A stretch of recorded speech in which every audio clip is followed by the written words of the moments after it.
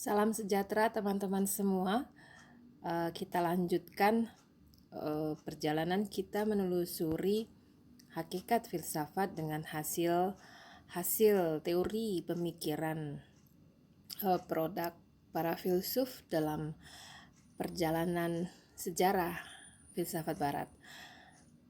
Nah, keluasan kepustakaan filsafat mengarahkan kita pada kebutuhan akan peta, di mana banyaknya buku dan sumber-sumber atas hasil produk para filsuf ini membuat kita menjadi masuk suatu medan besar yang bisa jadi bahkan cenderung demikian untuk bingung ya. Nah, perjalanan filsafat atas penegakan kebenaran, kearifan, kehidupan dalam realita kehidupan akan berseteru dengan kepentingan. Ini yang patut diwaspadai dan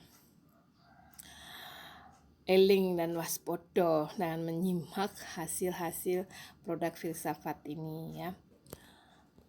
Nah, pertanyaan dasar atas mana yang pertama dan hakikat esensi keberadaan manusia membawa jawaban atas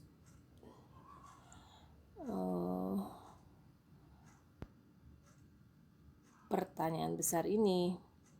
Ya, kalau ini sengaja dibesarkan ya, kewaspadaan dan kesadaran kita atas keberadaan di dunia dalam alam semesta bersama dengan berbagai realita hidup, berbagai wujud, bukan hanya di bumi tetapi juga di angkasa raya. Pertanyaan atas primus dan hakikat ada akan menentukan keberadaan itu sendiri, dan jawaban atas pertanyaan ini adalah wujud atau ruh. Nah teman-teman, atas dasar inilah Engels maupun Lenin pernah mencoba melakukan pemetaan dengan memilah dua barisan ini. Jadi atas pertanyaan hakikat yang dijawab dengan dua jawaban dasar, yaitu materialisme atau idealisme, maka para penemu filsuf dan atau sebut identifikasi teori pemikiran filsafat berisi atas pandangan materialisme atau idealisme. Nah, ini adalah dua barisan filsuf atas pandangan dasarnya. Di luar ini adalah filsafat campur aduk saintis, artinya dalam konstruksi kerjanya telah menggunakan pendekatan sains dan pandangannya setengah materialis, setengah idealis. Nah, ini yang akan landasan pokok pemilahan, pemetaan hasil-hasil produk filsafat. Dan perlu dicatat, ini adalah situasi di mana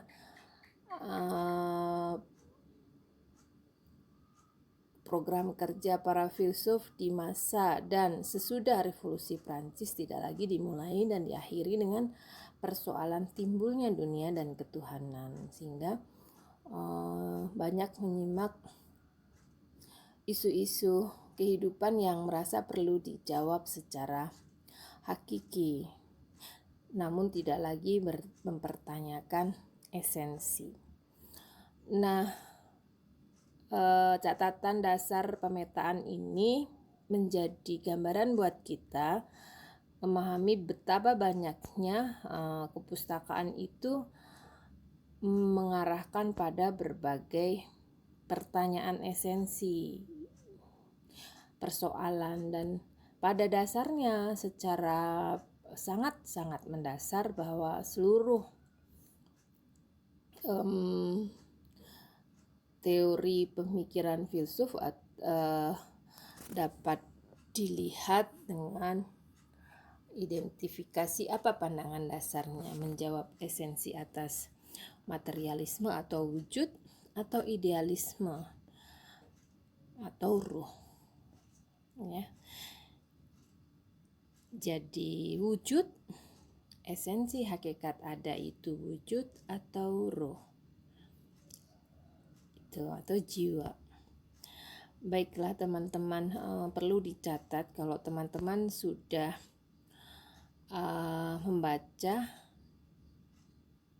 kepustakaan kita untuk materi psikologi filsafat umum ini adalah diantaranya ada buku ontologi, ya. Sebenarnya nantinya akan banyak dibahas di filsafat manusia untuk landasan filosofis di keilmuan psikologi, ya.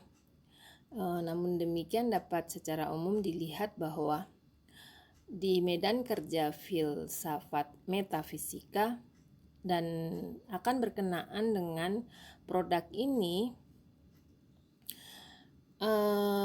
melakukan studi atas segala realita untuk identifikasi karakteristik dasar menggunakan pendekatan reflektif, berpikir analitis reflektif, sehingga hasil-hasil produk pemikiran ini akan sangat kental dengan kehidupan personal para filsuf. Dengan demikian perlu dicatat untuk berhati-hati ketika kita akan masuk kepada kebenaran dan menggunakannya sebagai dasar apa dulu, ya. Dasar menjelaskan realita atau menjadi paham yang secara umum bisa kita katakan ideologi gitu. Nah, ini catatan awal untuk kita. Kemarin sudah menyinggung atas hati-hati belajar filsafat bisa sesat, ya. Nah, teman-teman,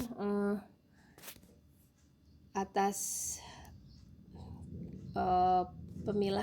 pemetaan barisan filsuf atau lebih tepatnya produk filsuf, yaitu sistem teori pemikiran filsafat. Nah, berpangkal dari pemilahan Eagles ini, Tan Malaka mencoba menyusun satu peta perjalanan yang bermaksud menjelaskan seluk-beluk persoalan yang bersamaan dan bersangkutan antara jawaban dasar dari pertanyaan filsafat apa? Materialisme atau idealisme, wujud material atau ruh jiwa gitu. Nah, ini gambaran yang akan membuat kita gamblang memahami antara keduanya yang mana sebenarnya menjadi hakikat ada itu gitu, ya. Atau keduanya dalam konteks kehidupan yang memang keduanya ada, namun yang mana yang paling hakiki gitu, ya. Baiklah,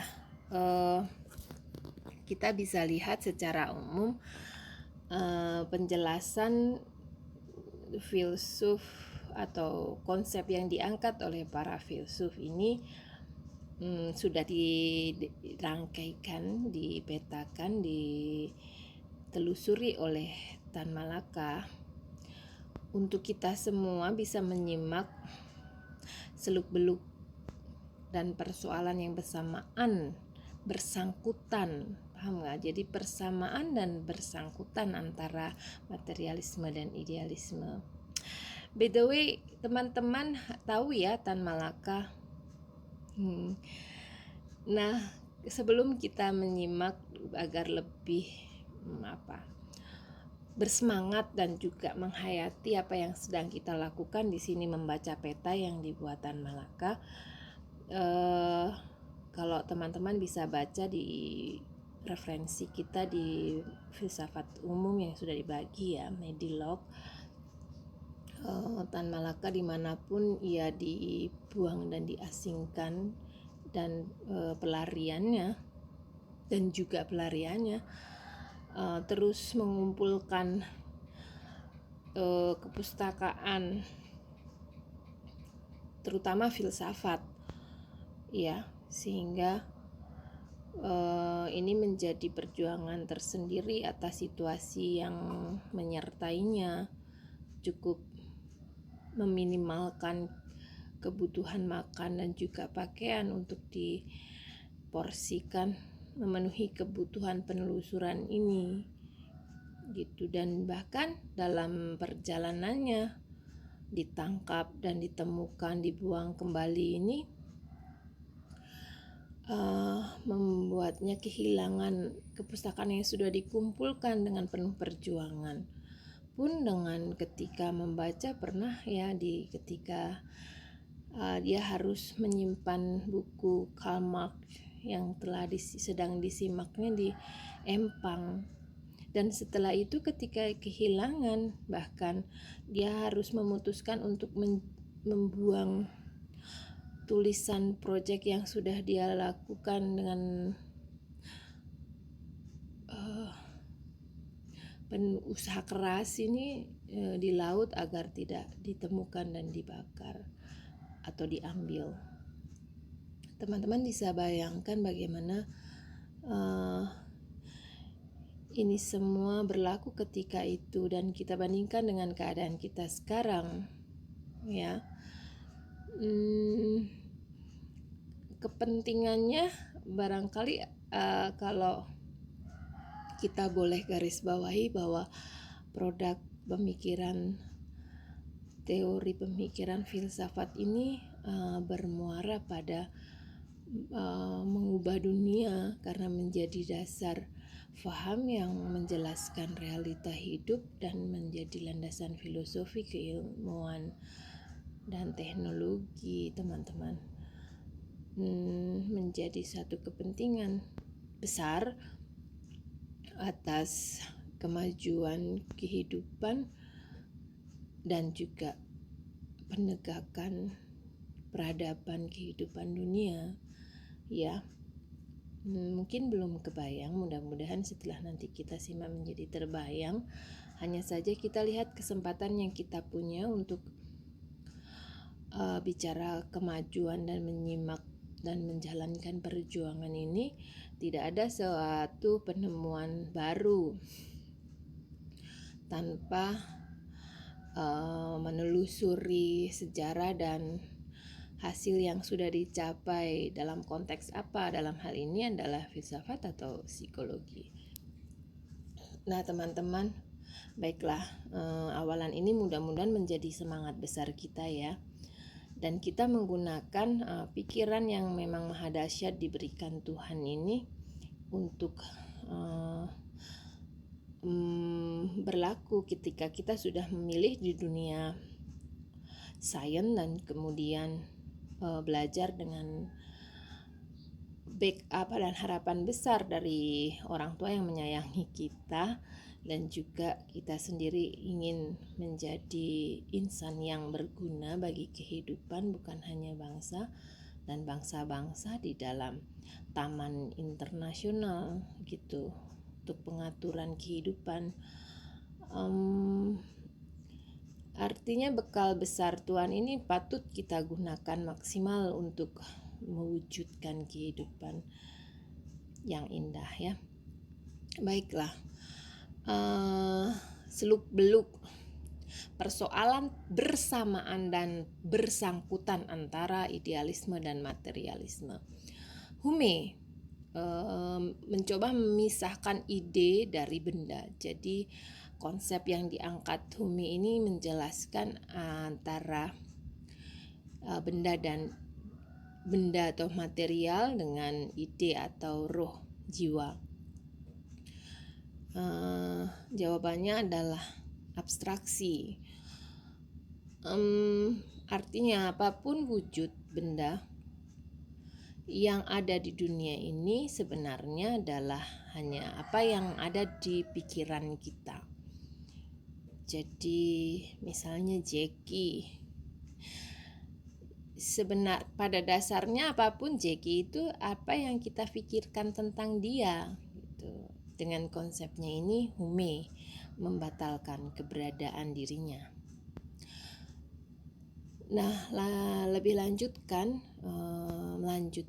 konsep yang diangkat Hume ini dengan menegaskan bahwa benda dikenali melalui indera. Nah, ding ansih itu atau sesuatu itu sendiri tidak dapat diketahui. Nah, teman-teman, ini jelas menegaskan bahwa benda wujud materi itu bisa dikenali melalui indera, sedang sesuatu itu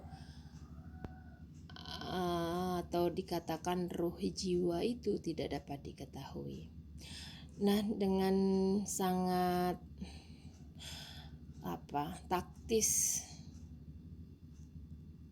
Engels menjawab ini dengan Ding ansih telah menjadi Ding für uns, kian diketahui, bahkan dipakai dan dikendalikan. Dulu barangkali air adalah sesuatu yang sangat misterius bagi kita. Kesini kita bisa bahkan bukan hanya mengetahui apa yang terkandung di dalam air, tetapi bahkan melakukan pengendalian atas air untuk berbagai kepentingan. Ya, teman-teman, Hegel mengusung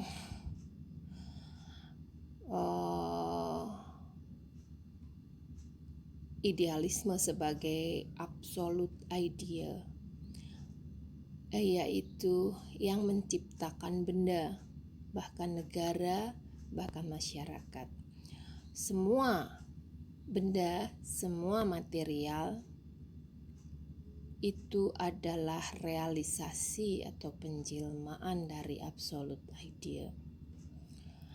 Jadi kerohaniahan mengisi alam semesta. Jadi wujud apapun di dunia ini, bukan hanya di muka bumi ya, di alam semesta ini, berikut di angkasa raya, itu semua adalah penjelmaan absolute idea. Nah, teman-teman, saya tidak akan mencoba mengarahkan pemikiran kita, hanya ilustrasi deskripsi apa adanya. Dan teman-teman bisa menghayati gagasan yang diangkat oleh para filsuf ini ya. Nah, Feuerbach ini dikatakan jembatan antara Marx dan Hegel. Marx dengan idealisme yang sangat khusus adalah absolute idea atau roh sejati atau Tuhan, roh absolut ya. Dengan Karl Marx yang sangat jelas bahwa paham yang diangkat merupakan materialisme dialektika. Nah, dikatakan jembatan, kita lihat kalau statement gagasan Feuerbach ini adalah kitalah yang ciptakan Tuhan. Ya, ada yang marah. Ya, kita yang ciptakan Tuhan. Ini jelas-jelas suatu yang berbahaya bagi pihak-pihak ini yang menyimak statementnya secara tersurat ya. Jadi sebenarnya yang dimaksudkan oleh Feuerbach ini adalah bahwa berangkat dari keprihatinan yang mendalam atas perilaku para umat beragama, di mana pengakuan keimanan yang dia hayati mengarahkan pada tindakan-tindakan, sikap, bahkan tindakan yang tidak menghargai manusia yang lainnya. Jadi iman tetapi tidak menghargai dan menghormati manusia yang lain justru malah dilakukan oleh orang-orang yang mengaku beriman. Artinya dengan keyakinannya yang teguh atas agama yang dia pilih, yang dia yakini, dia mengkafirkan orang lain dan tindakannya merendahkan gitu ya. Jadi sebenarnya itu sangat tidak selaras dengan Tuhan itu sendiri yang Maha Pengasih dan Penyayang gitu. Jadi kalau statement dari gagasan Firbah ini demikian, sebenarnya Firbah sendiri adalah insan yang sangat taat dengan agamanya. Nah, maka demikian bahwa jawaban dari persoalan tadi adalah sebenarnya mereka itu mengimani Tuhan yang dia ciptakan, bukan Tuhan yang sebenarnya. Tuhan yang sebenarnya tidak seperti yang dia yakini itu. Jadi itu bukan Tuhan, itu Tuhan ciptaan mereka gitu. Nah, teman-teman, kenapa menjadi jembatan? Kita lihat bahwa Firbah ini menggarisbawahi bahwa bahkan secara idealis pikiran kita itu adalah masih di dunia material gitu, belum ke dunia roh absolut yang sebenarnya. Sehingga inilah yang dipegang oleh Karl Marx. Dia membuang idealisme Hegel dengan roh absolut atau roh sejati di dalam inti setiap wujud kehidupan. Dia lebih mengukuhkan kemanjuran dialektika materialisme. Jadi kalau ditelusuri, digambarkan dari konsep pemikiran Marx ini, dia mengangkat materialisme dan membuang gagasan idealisme Hegel, bahwa apa yang terjadi di dalam kehidupan, perubahan sejarah hidup, itu bukanlah Tuhan kodrat yang mengatur dan menggerakkan, tapi motif force, yaitu pergerakan perubahan atas perjuangan kelas atau pertentangan masyarakat ya. Bahwa materialisme lah yang menjadi hakikat dari segala sesuatu, karena dialah yang menentukan dalam bentuk motif force untuk membuat perubahan kehidupan dan sejarah gitu. Inilah teman-teman, dengan pertentangan kelas antara proletar dan kapitalis, di mana memperjuangkan kehidupan sosialis komunal, kesejahteraan bersama daripada ketimpangan dengan melawan penindasan atas kapitalisme terhadap proletar.